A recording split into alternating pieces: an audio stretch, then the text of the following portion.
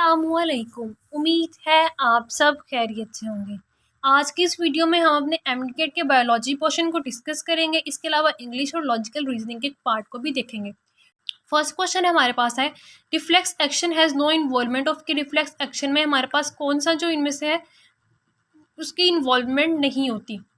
Reflex action आपको पता है कि उसमें रिसेप्टर के जो सेंसरी न्यूरॉन होते हैं उससे मैसेज जाता है आपका एसोसिएटिव न्यूरॉन तक जो स्पाइनल कॉर्ड में होता है। उसके बाद उससे मैसेज जाता है आपका मोटर न्यूरॉन तक जो इफेक्टर में होता है। इस सारे में हमारे पास न्यूरॉन जो है वो इन्वॉल्व होते हैं, इफेक्टर इन्वॉल्व है, स्पाइनल कॉर्ड इन्वॉल्व है, लेकिन इसमें ब्रेन इन्वॉल्व नहीं होता। Right option is beta.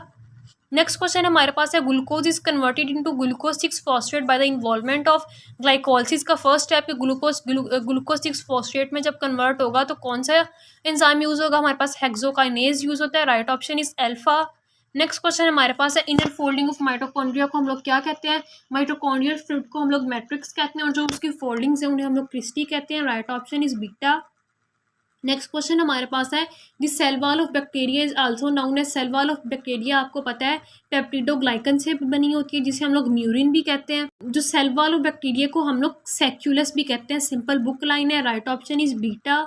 Next question हमारे पास है, स्केलेटल मसल्स आर। जो हमारे स्केलेटल मसल्स हैं जो हमारे हैंड्स में वो वॉलंटरी होते हैं, इनवॉलंटरी होती हैं। आपको पता है कि हम लोग इन्हें खुद कंट्रोल कर सकते हैं, तो इनकी मूवमेंट जो होती है वो वॉलंटरी होती है। Right option is alpha.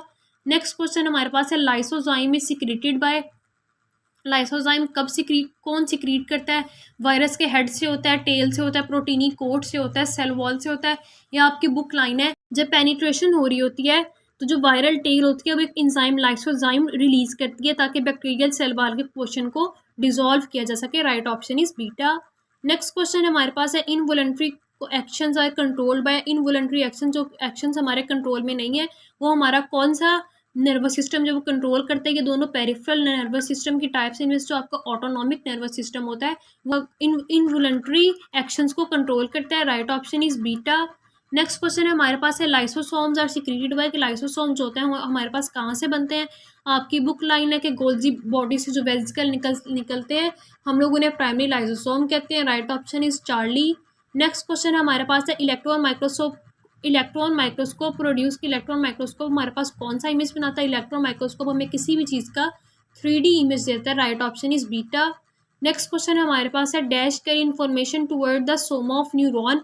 कि न्यूरॉन की जो मेन बॉडी होती है उसकी तरफ इन्फॉर्मेशन कौन लेके जाता है? डेंड्राइट्स। आपको पता है कि इन्फॉर्मेशन को न्यूरॉन तक लेके जाते हैं और एक्सोन्स होते हैं वो न्यूरॉन से अवे लेके जाते हैं। हमारे पास राइट ऑप्शन आ जाएगा अल्फा। नेक्स्ट क्वेश्चन हमारे पास है, the region between two successive G lines. के हमारे पास जो दो जी लाइन्स के दरमियान का जो रीजन होता है हम लोग उसे क्या कहते हैं? उसे हम लोग सार्कोमियर कहते हैं। Right option is delta. Next question हमारे पास है, टॉन्सिल्स किससे रिलेट करते हैं? टॉन्सिल्स का आपको पता होना चाहिए कि फंक्शंस क्या होता है। टॉन्सिल हमारे बॉडी इम्यून सिस्टम का पार्ट होते हैं।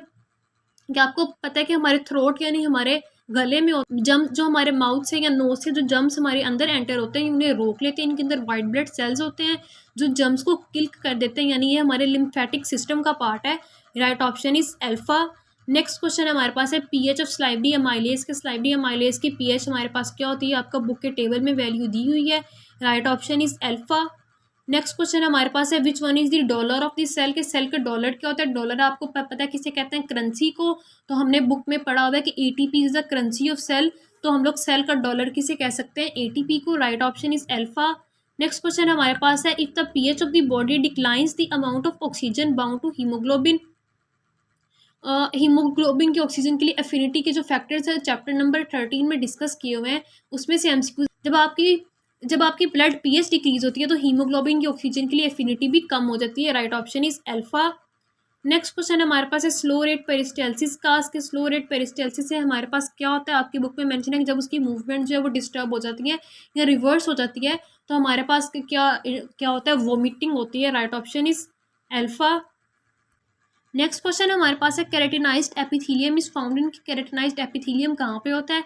आपकी जो स्किन है उसमें स्क्वेमस एपिथेलियम टिश्यूज होते हैं। इसके अलावा आपके पॉल में होते हैं, आपके फूट के सोल। केराटिनाइज्ड स्क्वेमस एपिथेलियम होती है। Right option is beta. Next question हमारे पास है, dark reaction takes place in the chloroplast at के डार्क रिएक्शन कहाँ पे होते हैं? आपका जो डार्क रिएक्शन होता है वो स्ट्रोमा के अंदर होता है। Right option is Charlie. Next question हमारे पास है type of behaviour evolve during life cycle of individual. जो आपका इंस्टिक्टिव बिहेवियर होता है वो आपका जीन्स के अंदर होता है, जो इन्वायरमेंटल इन्फ्लुएंस से चेंज नहीं होता, लेकिन जो आपका लर्निंग बिहेवियर होता है वो आप सीखते हैं थ्रू आउट द लाइफ। सो यहाँ पे हमारे पास राइट ऑप्शन क्या आ जाएगी? अल्फा। नेक्स्ट क्वेश्चन हमारे पास है the blood is collected from lungs sorry legs by, कि लेग से हमारे पास ब्लड जो है वो कौन सी वेन जो है वो लेके आती है? हमारे पास इलियक वेन्स होती हैं, हेपेटिक वेन्स होती हैं, हमारे लीवर से आ रही होती हैं, रीनल वेन हमारी किडनी से आ रही होती है, जो इलियक वेन होती है हमारे दोनों लेग्स में से लेफ्ट और राइट इलियक वेन्स होती है, वो एब्डोमेन के लेवल पे आके इकट्ठी होती है और इसके बाद ये ड्रेन हो जाती है इन्फीरियर वेना के। अब में right option is alpha. Next question हमारे पास है which of the following parasite live in fur and feather in mammals and birds, के मैमल्स और बर्ड्स के अंदर उनके फर में या उनके फेदर्स में कौन से पैरासाइट रहते हैं? आपको पता है लाइस एंड फ्ली। लाइस हम लोग जुओं को कहते हैं जो हमारे सरों में भी होती हैं, हम लोग मैमल्स हैं। इसके अलावा लाइस और फ्ली, ये हमारे पास राइट ऑप्शन था, चार्ली। नेक्स्ट क्वेश्चन हमारे पास है enzyme does not effect, enzyme किस चीज़ को इफेक्ट नहीं करते? आपने इंजाइम की कैरेक्टरिस्टिक्स में पढ़ा हुआ है कि इंजाइम्स होते हैं वो सिर्फ रेट ऑफ रिएक्शन को इंक्रीज करते हैं आइदर इन फॉरवर्ड और इन बैकवर्ड डायरेक्शन, लेकिन ये सबस्ट्रेट कंसनट्रेशन में, प्रोडक्ट कंसनट्रेशन पे या प्रोडक्ट की नेचर पे इनका कोई इफेक्ट नहीं होता। Right option is Charlie. Next question हमारे पास है during contraction and relaxation of muscle which band changes its length, कि जब हमारे पास मसल रिलैक्स करता है या कॉन्ट्रैक्ट करता है तो हमारे पास किस बैंड की लेंथ चेंज होती है? हमारे पास जो आई बैंड होता है उसकी लेंथ चेंज होती है और जो हमारे पास ए बैंड होता है उसकी लेंथ जो है वो कांस्टेंट रहती है, वो चेंज नहीं होती। यहाँ हमारे पास राइट ऑप्शन क्या आएगी? बीटा। नेक्स्ट क्वेश्चन हमारे पास है इन क्लीनीफिल्टर सिंड्रोम द इंडिविजुअल हैव, कि इसमें इंडिविजुअल के पास कितने क्रोमोसोम हो सकते हैं? आपकी बुक लाइन है कि उसके पास 47 हो सकते हैं, 48 हो सकते हैं और 49 क्रोमोसोम हो सकते हैं। यहाँ पे हमारे पास ऑप्शन में 47 है, तो राइट ऑप्शन हमारे पास क्या आ जाएगी?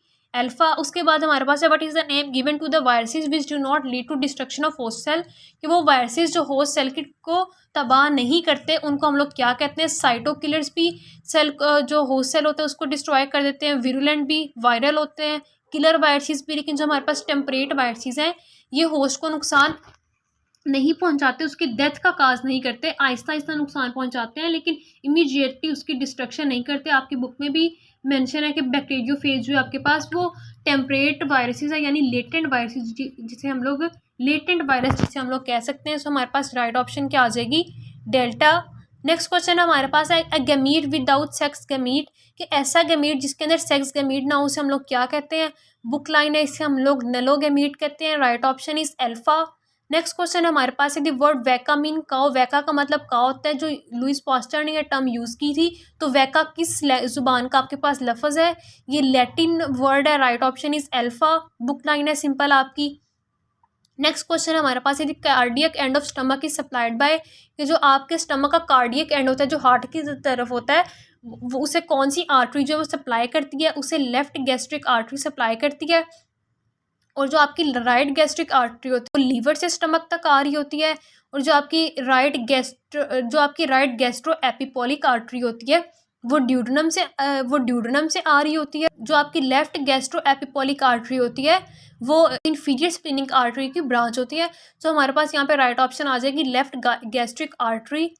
नेक्स्ट क्वेश्चन हमारे पास है number of carbon atoms in pyruvic acid. आपको पता है कि जब ग्लाइकोलिसिस होती है तो हमारे पास एक ग्लूकोज का मॉलिक्यूल जो होता है वो 2 मॉलिक्यूल्स ऑफ पायरोविक एसिड में ब्रेक हो जाता है और एक पायरोविक एसिड में हमारे पास 3 कार्बन एटम होते हैं। Right option is alpha.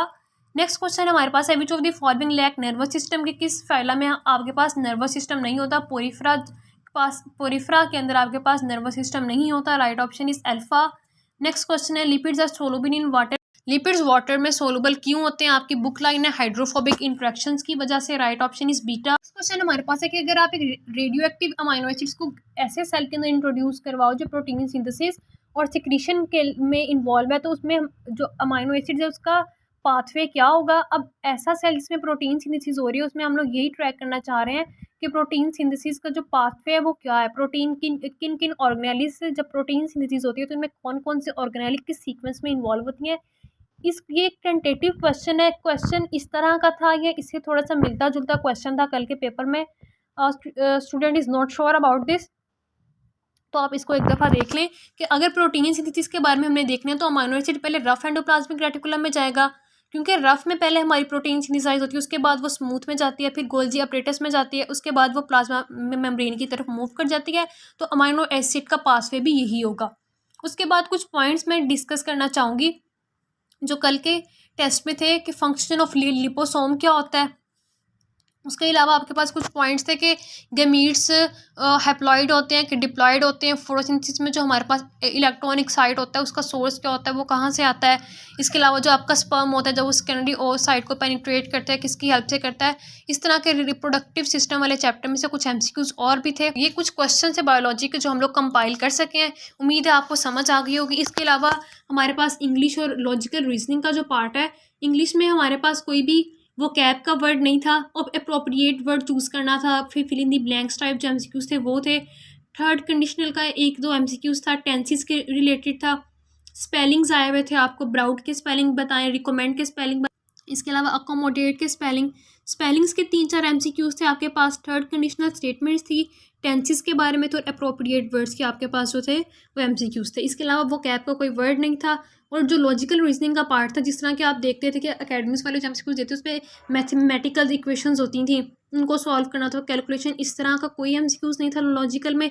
ज़्यादातर आपके जो लॉजिकल के एमसीक्यूज हैं वो कॉज एंड इफेक्ट के होते हैं। आपको अब अंदाज़ा हो गया होगा कि आपका पेपर किस तरह से था। अगर वीडियो अच्छी लगी हो तो लाइक करें और चैनल को सब्सक्राइब करें ताकि आने वाली वीडियोज़ आप तक पहुँचती रहें। अल्लाह हाफ़िज़।